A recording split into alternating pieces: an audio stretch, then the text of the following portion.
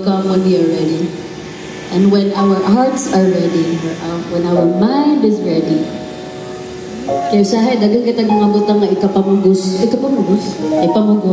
Feeling na ito, mo na yung perfect timing.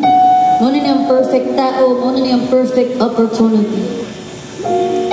But sometimes we underestimate the capability of God in giving us the things that we truly deserve.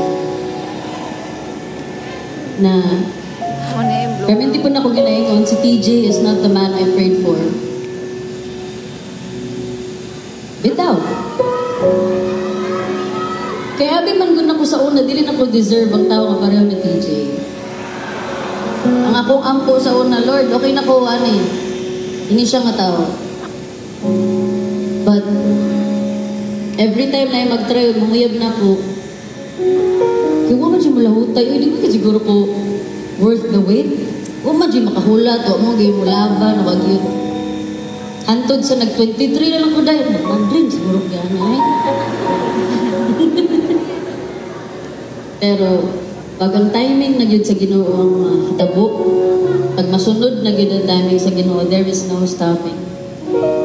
Bisag unsa pa rin mong likay sa panalangin, sa opportunity, sa timing, sa tao, para sa imo. Abot dyan na para sa imuha, kung para dyan na sa imuha.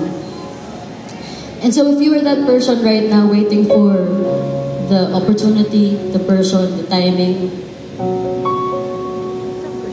the peace, the healing, it's gonna come at the right time. So for now, kanang gugma nga gusto ka na to i-share, share it with the person who matters the most to you first. Yourself. Okay.